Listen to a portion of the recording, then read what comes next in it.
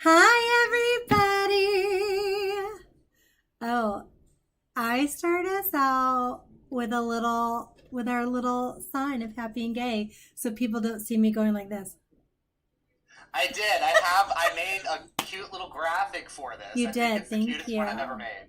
It is very adorable. Yay! Hi, Sam. Hi. Did Hi. you see that West Side Story trailer? No. Oh, it's excellent. You have to watch it. You guys, we're gonna have to come right back. We're gonna have to come back. Sorry, I just derailed the whole thing. I'm joking. All right. I guess we can stay on and do the show, and I'll wait. Yeah. I'll even pay attention and try not to be watching the trailer on the It's only a minute side. long. Oh my gosh, I've been waiting for that. I'm so excited, Sam. Thank you for telling me it's happening. I'm more Yeah, excited about that than the Oscars, and I do love the Oscars. It's one of my favorite musicals, so I'm really excited for it. Yay. All right, everybody. That's what we're doing after we watch Happy and Gay after this interview. Yes. We're going to watch the West Side Story trailer. Yes. Yay. I want to start out, as I do all the time, with an acknowledgement of the ancestral lands of the Tongva people, of which we are all on, because all of our guests and us, we're all in Southern California right now. Yep. So thank you, and I hope that you all, wherever you're watching from, take a moment to acknowledge the ancestral lands you are on. And then also, we have some announcements. Our virtual play series, Happy and Gay, opens tonight. Yay! Also, State of Independence is closing tonight, so if you haven't watched State of Independence yet, after you watch Happy and Gay tonight, make sure you watch State of Independence before it's gone forever. You have 5 hours. Time's ticking. Time's a ticking. Well, actually, you have less than that because you're going to watch us for about an hour. And Right. then Happy and Gay.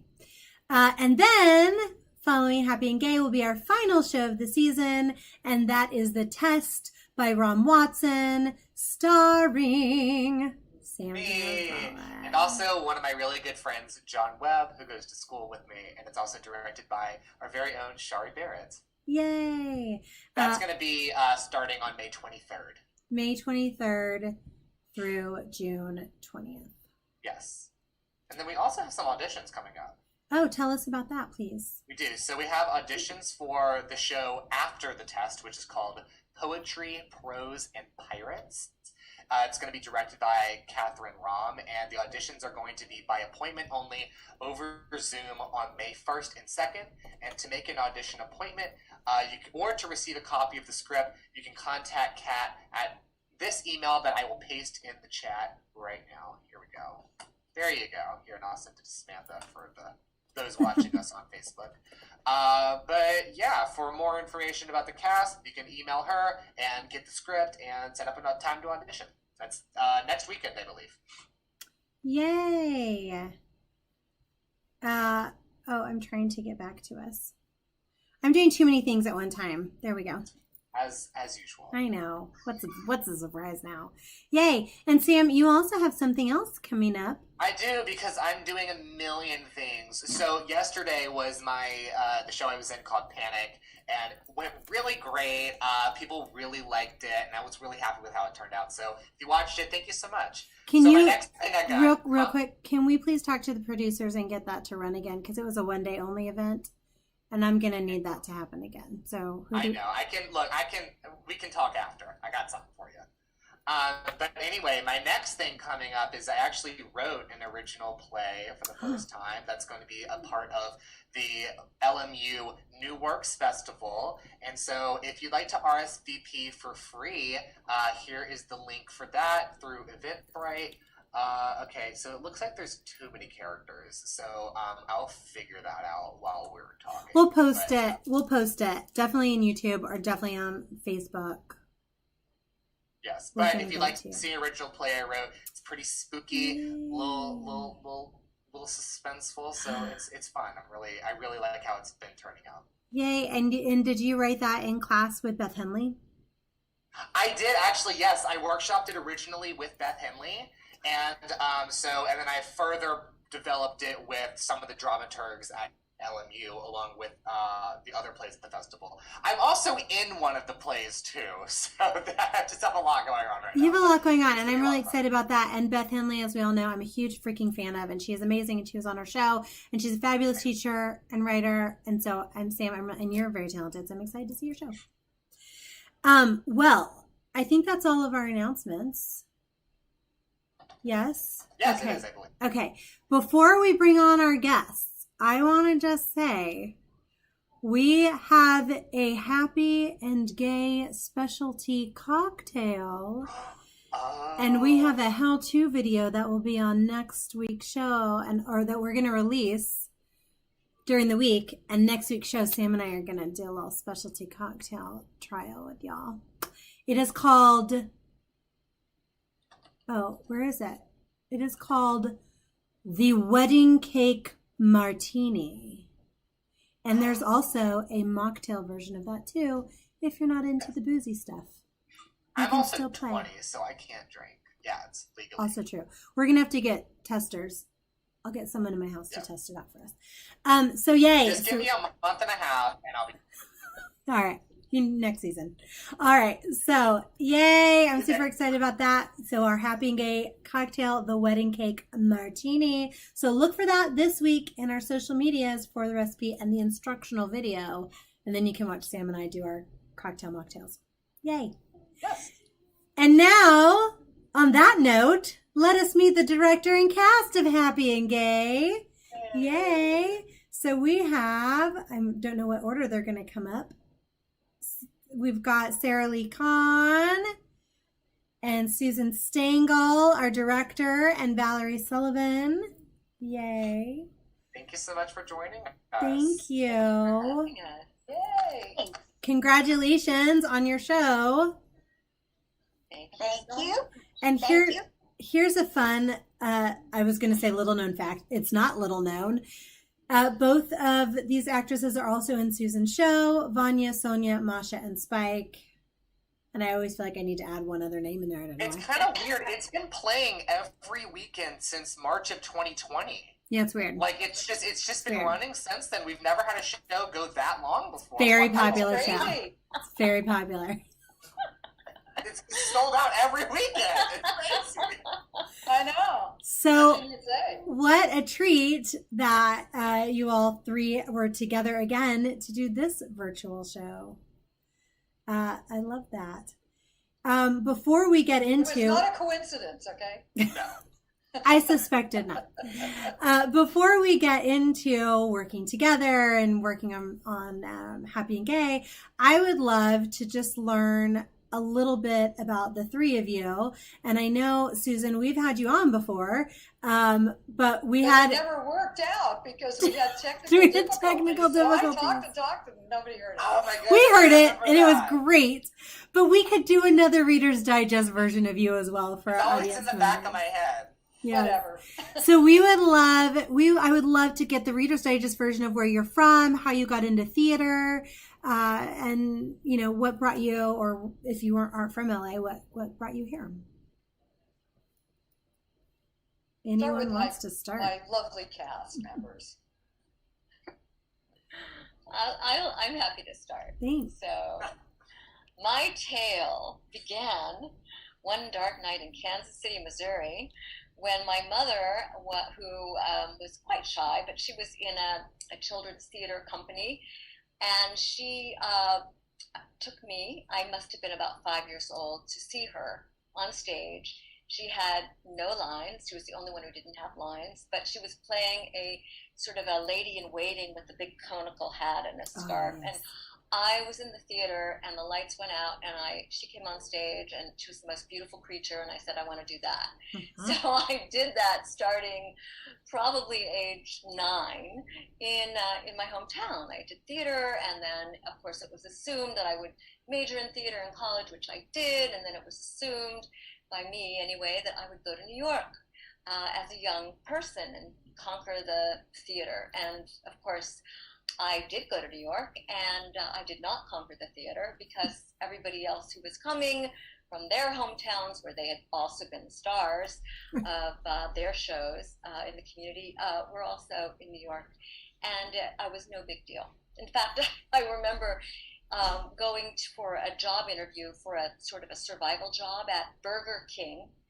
And this is true, and I remember being very enthusiastic about, getting the job. And the woman who was interviewing me for the job at Burger King heard what my plans were as an actor, coming just off, from Kansas City. And she said, "Honey, you're a dime a dozen." Oh. But anyway, so I actually did get cast in a Broadway show called "Do Black Patent Leather Shoes Really Reflect Up?" And so if you've gone to Catholic school, which I of course did not, but you know that you're not supposed to wear patent leather shoes as a girl because you get. I got in trouble for doing that at Catholic school. See what I'm saying? So anyway, the show, I was cast as a 13-year-old Catholic school girl, and I was so excited. Like, this was the beginning of the rest of my life. And my unemployment was running out, and rehearsals were going to start. And then, like, the day before rehearsals were going to start for this Broadway show, my first, my agent called and said that they'd run out of money, and that it wasn't going to go forward. And I thought, I'm done. I'm just done. I can't do it. I can't do it. It's it's a sign from the heavens. And I ended up going back to school, and it was in my 20s. I was still young. And I got a master's in social work, and a very condensed story of that career, which lasted 25 years, is that I ended up doing international social work, and I was working in war zones and conflict zones in Bosnia, in Kosovo, in Afghanistan, Liberia, Sierra Leone, Rwanda, doing all kinds of things to support communities which had been traumatized. And then I ended up getting a doctorate about 10 years ago and becoming a professor. And the day I got tenure, which I really desperately wanted, I remember thinking, okay, I'm done with this now too, and I'm going back to my first love, which is the theater, which I'd always wanted to do. So anyway, I found my way to Kentwood. It was my first time on a stage auditioning in 25 years. Wow. And I even had to take a beta blocker because I was so nervous. Wow. I was terrified. I mean, I grew up on the stage, right? But no, I was and I was so lucky to be cast. Actually, Sam was in it in Little Women as an Irish maid. Her last couple winters ago. Yeah, a couple winters ago. And then, which was great fun. And then I auditioned for Vanya and Sonia. And I got most wonderful part of Masha with this wonderful cast, which I'm sure you'll hear about, with a wonderful director, Susan Stangl, and Valerie as my sister. And and opening night, we were all getting ready, putting our costumes on, getting our makeup ready, and 4:00 opening night, the governor says we're shutting down because of COVID-19. Wow. So. Meanwhile, at least we've been rehearsing every week. Susan has kept our team together, and we've been rehearsing and staying together as sort of a troupe and doing other plays together. And it's been wonderful. Mm-hmm. And I'm telling you, by the time we get on the Kentwood stage, we are going to be ready. Oh, we're going to be ready. Ready to go. We're ready right now. If you're not, nobody ever will be. The longest gestation period seriously in the history of theater. When they said, I just wanted you to sit with these notes and percolate, I don't know if they meant a year. So I have to say three things before we move on. First of all, Oklahoma girl here, so I love that you're from Kansas. A little shout out to the Midwest. But second of all, I am stunned because you are it's to me, it feels like old hat. You're so natural on stage. I'm the fact that you're this is my return to the stage after 25 years. I mean, I know Little Women, but that was just one show before Vanya, essentially. So I'm floored. But then two, I'm also noticing two things. One, Broadway show didn't happen, and then COVID. So I don't think it's the universe going, don't do this. I think you're so good that the universe is big things are going to happen and we have to really work for it. That's what I'm going with.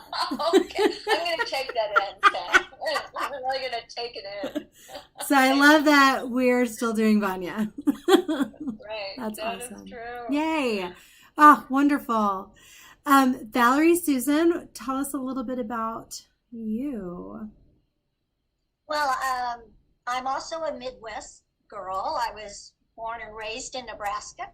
Look at that. Started, I started singing at a very young age. The first song my mother ever taught us was Que Sera Sera, my sister and I. Even though my mother cannot sing a note, but she somehow taught us. So my sister and I had a little act when we were younger. It was called Sunbonnet Sally and Overall Jim. And of course, I made her be Overall Jim because I had to be Sunbonnet Sally. Okay. So we did that, our poor little town probably was tired of seeing the Smith girls. Oh, here they come again, but anyway. Oh my gosh, I love it. And then all through school and high school, I was a singer, so acting wasn't really my thing. I was just a singer. I went to college on a music scholarship, and then I moved to California. I met my husband, moved to California, and I was fortunate enough not to have to work, and so I decided, well, I might as well do theater. I've got a lot of time. And so I did. I did a lot of musical theater. And then I think of course you start out doing a lot of chorus parts and that kind of thing. My first major starring role was Miss Hannigan in Annie. And loved that role. And then a friend of mine who's a really good director, Pamela Zoronovich Amit, was directing Arsenic and Old Lace, and she's the one who had cast me as Miss Hannigan, so I had worked with her numerous times. And I didn't audition for the show, and she called me after the first day of audition and said, "Why didn't you audition, Val?" And I said, "Well, because it's a play. I've never done a play. I do musicals." She said to me, "But what happens between musical numbers is, dialogue. It's like a play." And I'm like, "Oh, okay." And then eventually I started doing straight plays, and probably now have done more of that than musicals. And like I said, I did a lot of theater, and I tried doing professional, and all the auditions and the driving to Hollywood and all over, it just was not for me. And auditioning 10 times and maybe getting one thing, and it was too much for me. So I decided, community theater. I did also work at South Bay City Civic Light Opera, which is where I met Rachel Smith and Vicki Miller, who are also part of Kentwood Players. Yes. And my first actual time at Kentwood, I had seen a couple shows at Kentwood, friends of mine were in, and the first thing I did there was Nonsense. I played the Reverend Mother, and I met Elizabeth Summerer was in that with me, and that was probably one of my favorite parts. I've played the part again since in other theaters, but that really holds a special place in my heart. And then I did Plaza Suite with Gail Bernardi as the director, and another Neil Simon California Suite where Allison Bull was the director. And I was very picky about what roles I did, because I eventually did decide to go back to work, and my work involved a lot of travel, so it was difficult to work in travel with,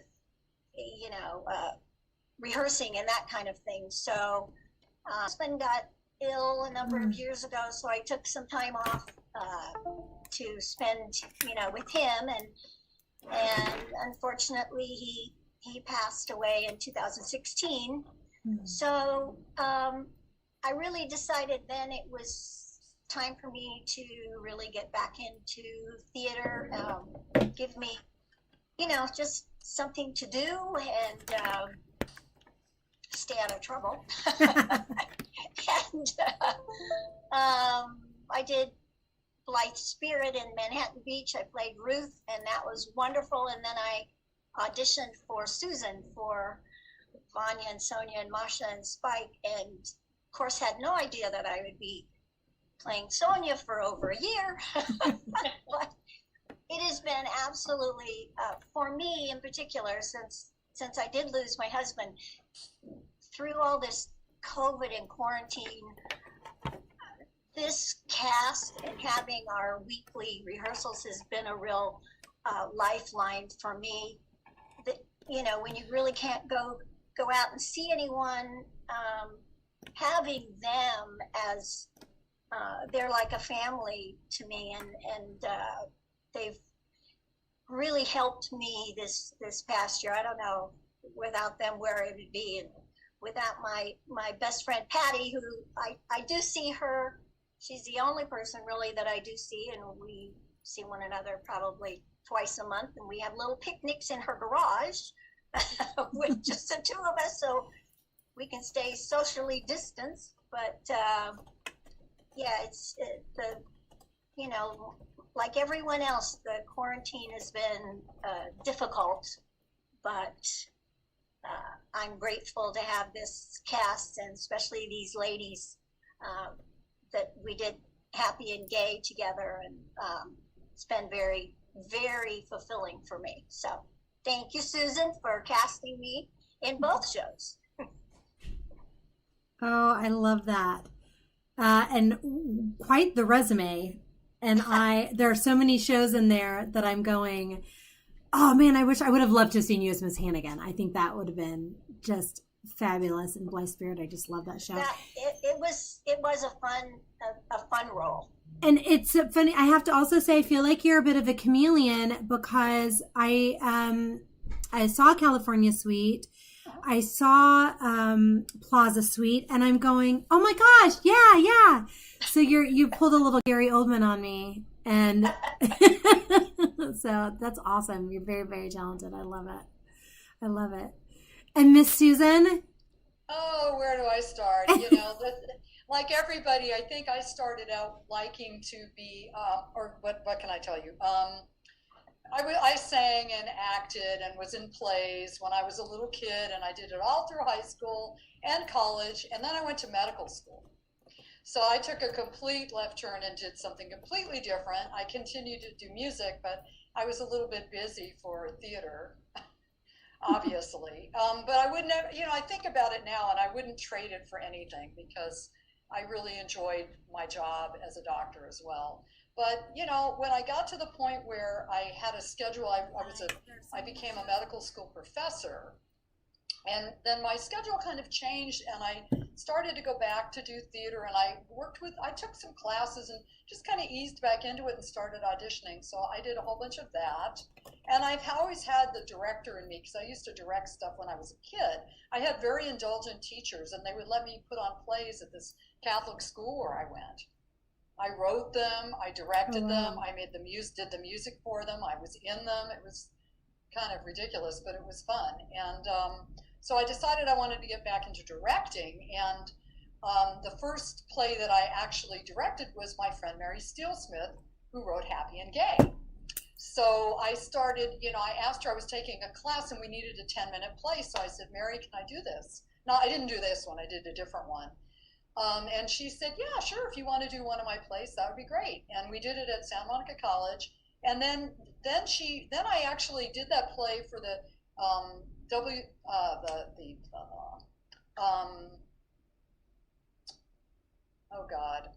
I'm sorry, I'm blanking.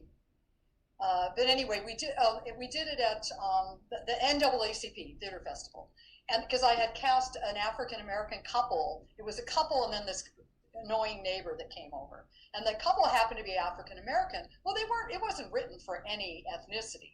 But it was so funny. After we did the play, people came up and they go, "Oh, this play is so full of Black issues," and da da da. We're going, okay, Interesting. it could be any. The point was, it was very universal, and so I did that, and then I directed Happy and Gay a couple times for the LA Fringe Festival and for another little festival. And when you guys started having the little Kentwood stuff, I decided I'd see if I could adapt some of her plays for Zoom. And that's how this play came about. But anyway, so since then, I also do sound design. I've designed sound for, I don't know, over 120 plays. Wow. And I write songs and I write music. And I'm always taking classes and learning more.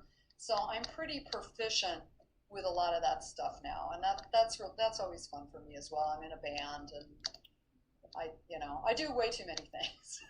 but they're fun. Well, I love it, and I have to plug your band because you are a ton of fun. Loved going out and watching you perform and sing. And oh yeah, no, it's fun, and fun. There's this Brazilian band that we play with now too, and I get up and sing Rolling Stones songs with them. So it's like being it's having a dream of like, oh, I want to sing in a band. Okay. It's a lot of fun for me. So anyway, but I've been, I could go on and on because I have done so many different things in my life. That's one of the things about getting old. You do a lot of stuff. People say to me, "You have so many lives." I go, "Yeah, because I've been around for a while. That's how it works." But I'm really grateful to have these guys. I mean, and who would have thought we would be sitting here, with this play of Anya and Sonia in fact, I wrote to Christopher Durang. He didn't write me back, but I said, I wanted to tell you that we're doing your play. And That's thank you for awesome. making it such a rich script that we could learn somewhat, work on. Because we've read all of Chekhov, not all of, but a lot of Chekhov.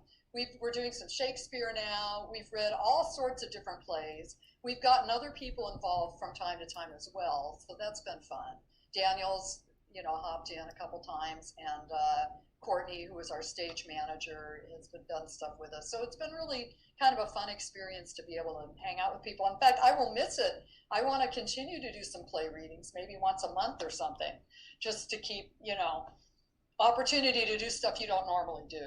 Absolutely. So. That's been one of the silver linings I think we're finding through this pandemic is we're coming together and doing, fun things that I don't know why. I don't know what stopped us before. We're too busy. Yeah. We're in our cars. Time. The other thing is getting everybody in one place is challenging. Yeah. And if even though I don't think we all want to see plays over Zoom forever, I certainly don't.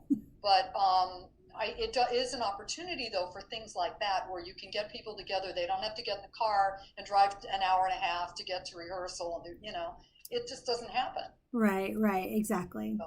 So it provides us more opportunity to do, the complete works of William Shakespeare unabridged or Chekhov or exactly. Anything. That's awesome. Yay. Well, so let's delve into Happy and Gay.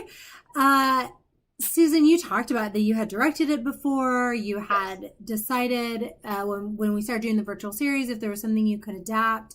So what is it? I mean, you've directed this more than once. What is it that spoke to you about this show in particular that you wanted to do it again? And then what brought you to these lovely actresses? Well, this play has won awards. It's been produced and done many, many, many times all over the country and in other countries. Mary's kind of an amazing playwright. I just want to plug her for a minute because I met her in a production of The Boys Next Door that we were in. We were the only two women in it, and it's about a group of mentally challenged men who are in a group home, and the social worker that's helping them. And I played three different characters. Mary played the girlfriend of one of the guys, and I played, three different things. Doesn't really matter, but we spent a lot of time in the dressing room together. And she sort of shyly said to me, I write plays too. And I said, would you like to read some of them? And I said, sure. So I read a bunch of her plays, and then they did actually an evening of her plays at Palos Verdes Players, where we had done this other show, which was really fun. So, and we took a play of hers down. It was called Behold a Pale Bronco, and it was about OJ's slow trip down the 405. Oh, wow. And I was in it in one version of it. It just was crazy. So she has a very interesting perspective on things. I don't know. She's got her own style and her own voice.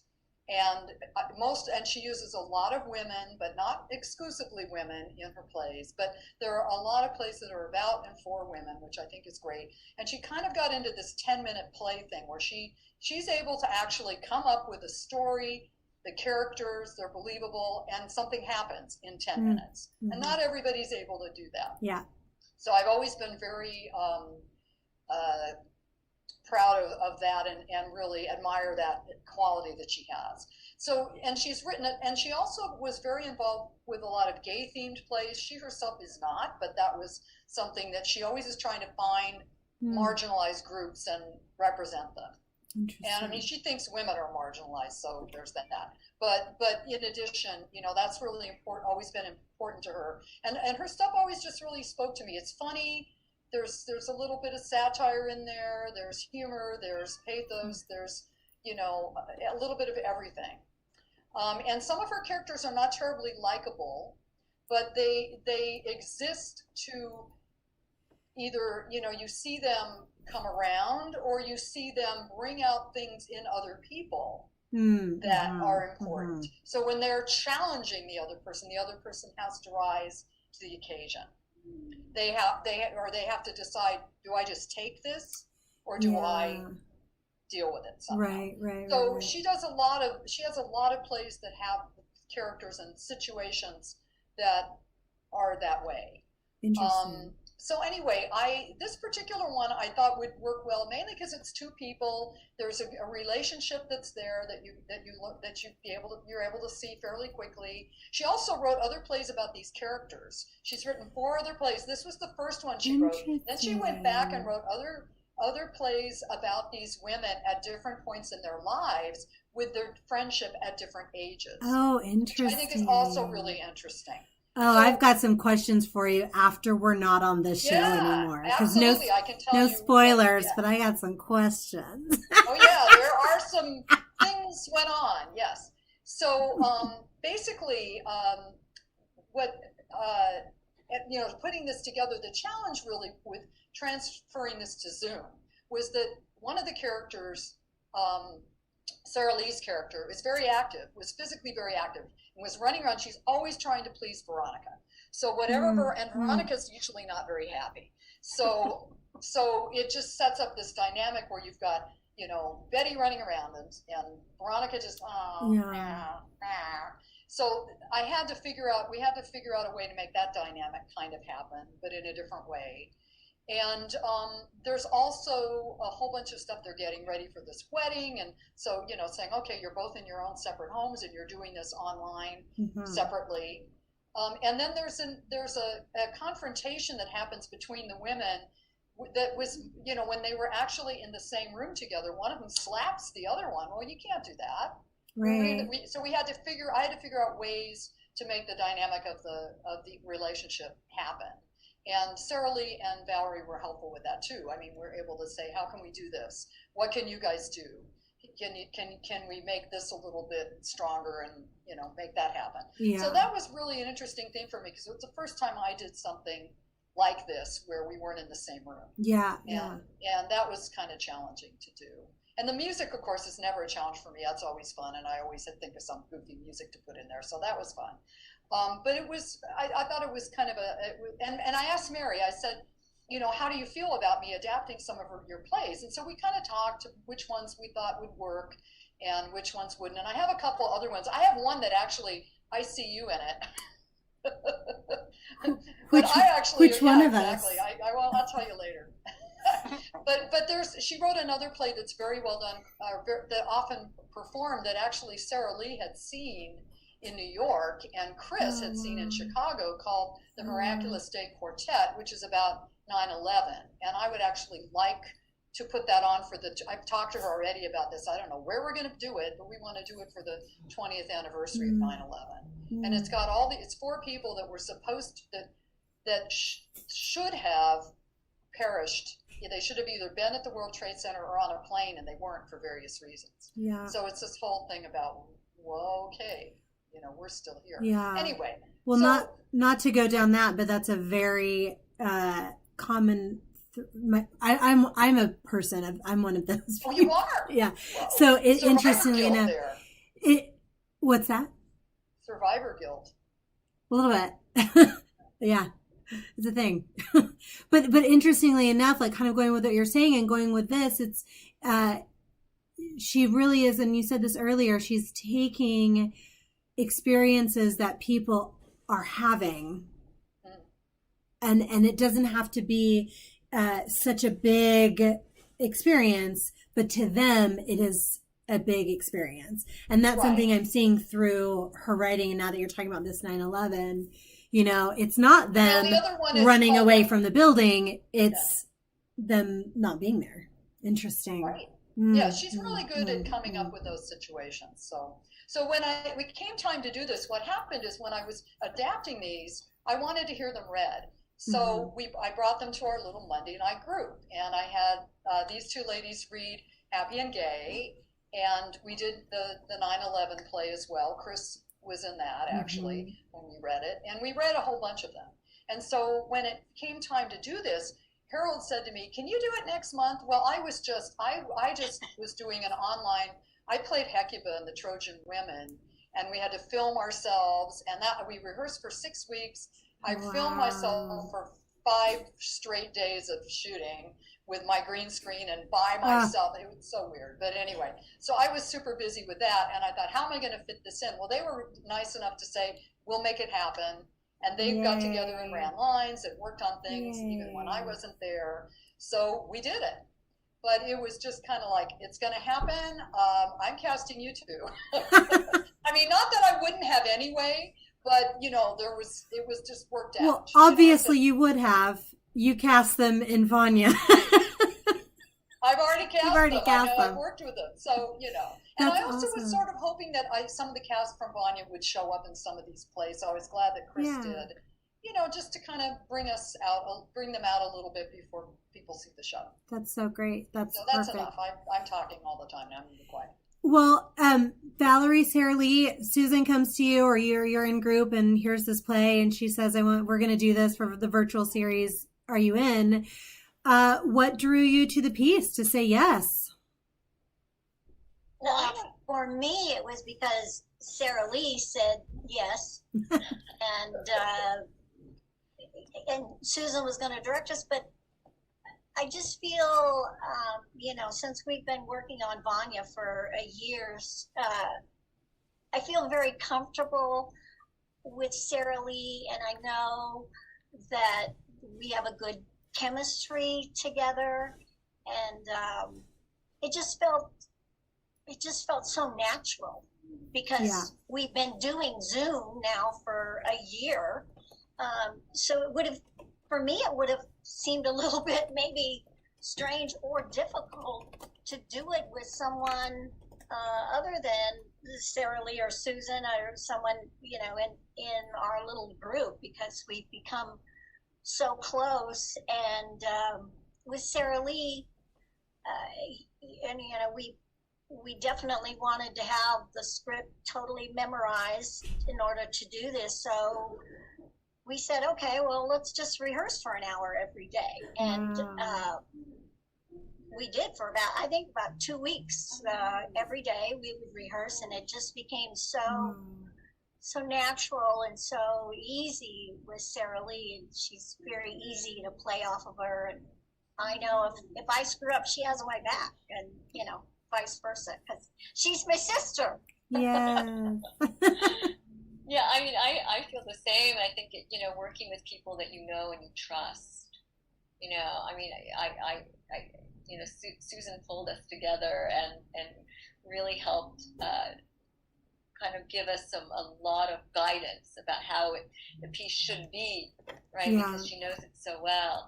And So obviously we trust Susan tremendously, and then with Val, because we've, been on stage together and we played sisters, we are still rehearsing. There was a lot of trust there. That's really why I said yes. But I have to also say that I didn't really like these women very much. Right. Yeah. I mean, I really struggled Yeah. with I'm not going to do any spoilers, but I will say, as an actor, I really struggled until I really realized, like many of us, these women are sort of products of their world and their environment, which has been pretty closed. And it's interesting because, what I will say, it's maybe a bit cryptic, but I think if you watch, or if the viewers watch, you'll see what we mean, or what I mean when I say that I think that there may be people who don't necessarily talk the talk. They don't have the language. They don't have the vocabulary. They haven't been exposed, perhaps, to kind of where the world is going when it comes to, who loves whom, identity, gender roles, gender expression, etc. However, underneath it all, they have heart. And at the end of the day, like we hope with most human beings, the heart wins at the end of the day. But it's not an easy journey, even in this little 10-minute play. So if anyone tunes in and is going, oh my God, I would say, fine. I had that same reaction. Just see what happens. Stay with it, because you might learn something. I certainly did. Yeah. I did too. And it's interesting to me because there are many plays that really, sure, you can do them over Zoom, you can read them and have fun, but this particular play and the way Susan and Mary adapted it for Zoom, because of what we're going through, especially my character, Veronica, I related to her because of the whole quarantine part of it, and her being alone, and that Betty is her bestie. She's her best friend, and to not be able to see Betty physically, I think has really probably affected Veronica much more than Betty, because Betty's a little more just free and just has a good time. But I don't think Veronica has that. She has all that social media that she's busy with. Right. Yes, Betty's very into social media, and Veronica is what I would call, because I always called myself this, she was tech tarded. She was just not a techie person, and so Betty and Veronica struggle with that a little bit in our show. Or Veronica struggles with it for sure.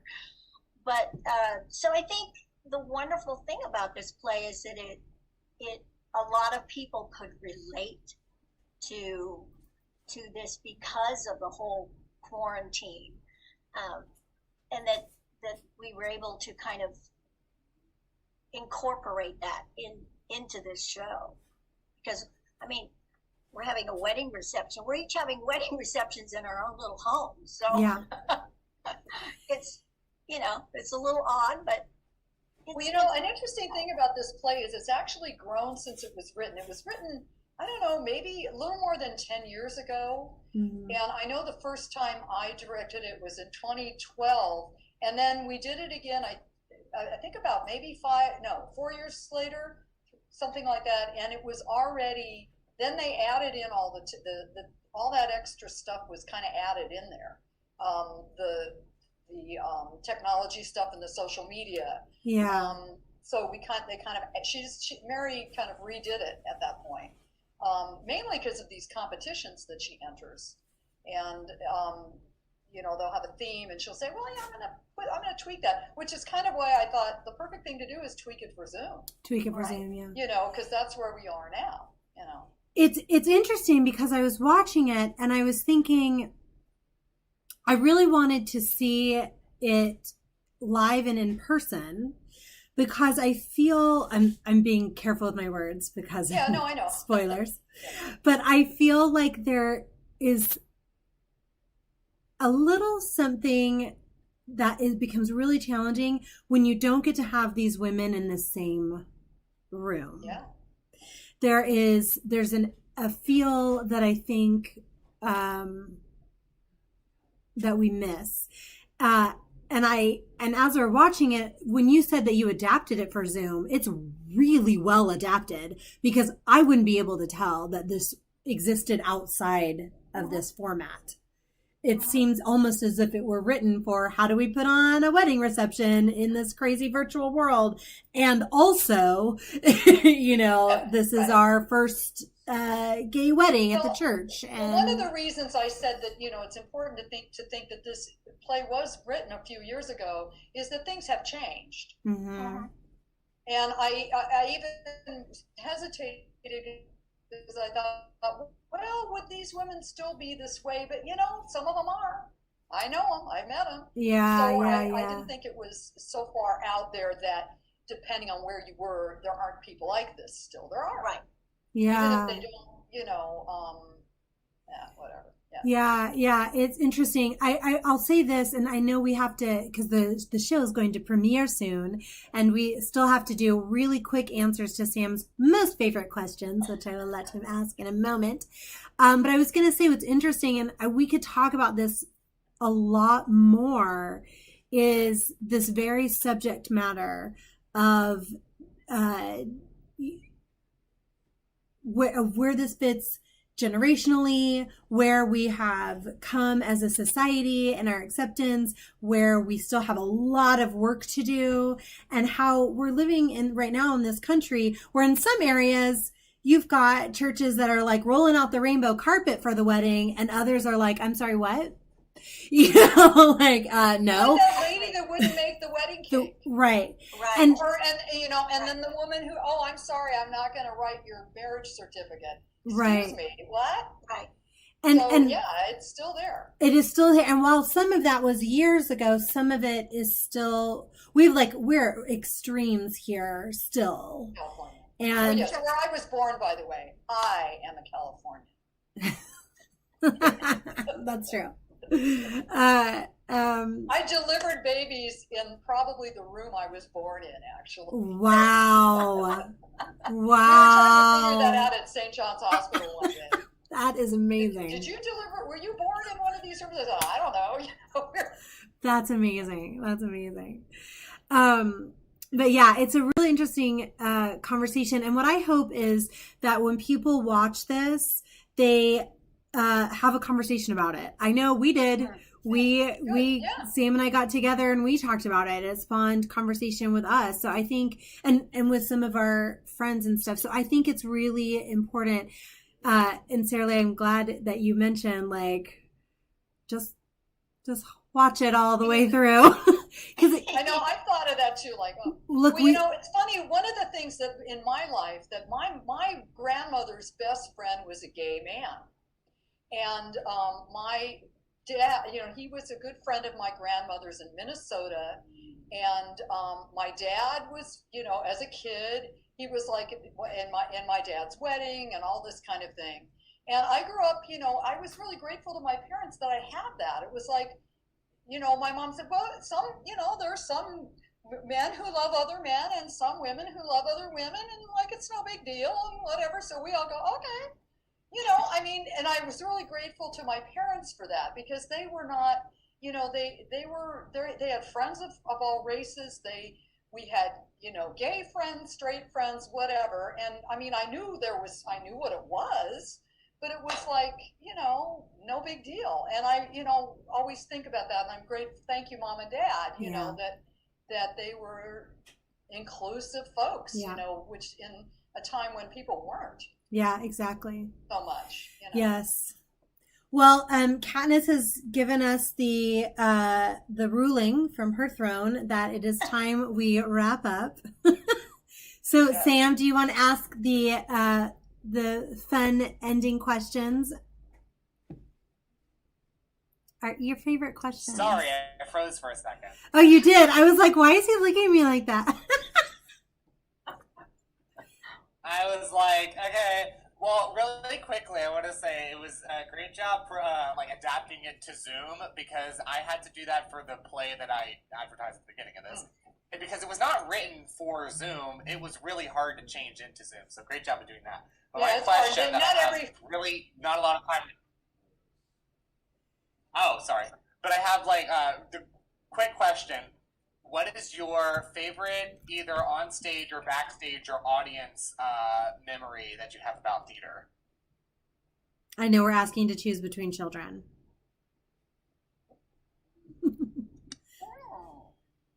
Or I can tell you, Mhm. I have so many, because I was lucky enough to live in New York City for so many years of my life. But I have to say that watching Cynthia Erivo come out on the stage in The Color Purple, and I'd never heard of her, and she starts singing, and we were in like the second row. I don't know why, and I remember turning to my husband and say, "I'm so happy I lived long enough to have to see this." I've got chills all over. I just want to die from how fabulous it Wow. was.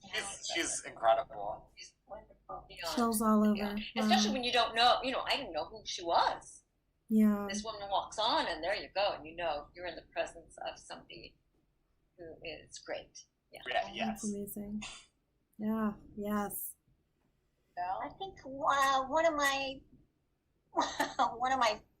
funniest memories is I was doing a show.